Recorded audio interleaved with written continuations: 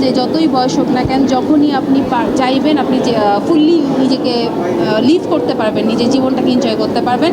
এই জিনিসটা খুব ভালো লেগেছে। Everyone should watch it. উৎসবটা দেখে আসলে ওই একটু ইমোশনাল হয়ে গেছিল। ফ্যামিলি নাই, ওই উৎসব ফিলিংটা ছিল না। এখন মানে দেখে মুভির মধ্যেই আর কি নিজে নিজে ফিল করছিল। আমার ইচ্ছা আছে আব্বু আম্মুকে নিয়ে আসবো, ওনারা দেখলেও খুব ভালো ফিল করবে। এটা আসলে খুবই সারপ্রাইজিং ছিল। বিশেষ করে সাম্য, তারপরে চঞ্চল ভাইয়া, তারপরে তানিম নূর, রাইটার ভাইয়ার সাথেও কথা হলো কিছু, খুবই ভালো লাগে। আসলে আমরা যখনই যেখানে যাই আমরা পরিবার নিয়েই যাই। তো মুভিটাও আসলে হঠাৎ করেই দেখতে আসা, মুভিটা পরিবার নিয়ে দেখার মতোই মুভি, নিয়ে দেখার মতো একটা ছবি।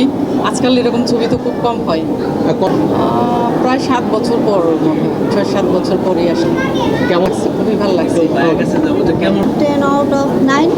কার অভিনয় একটু মুগ্ধ করেছে? আমার জাহিদ হাসানের মুভিটাই। বাংলাদেশের সিনেমার ঘরানায় নতুন ঢং, যেটা অনেক আগে থেকেই ছিল।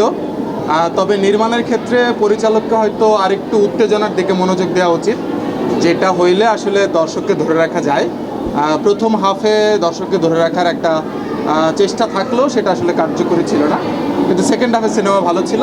সেক্ষেত্রে ঘরানাটা ভালো, সবাইকে নিয়ে দেখা যায়, পরিবারকে নিয়ে দেখা যায়, দুর্দান্ত সিনেমা। তবে নির্মাণের ক্ষেত্রে আরেকটু টাইট, আরেকটু উত্তেজনা ধরে রাখা যায়। Thank you.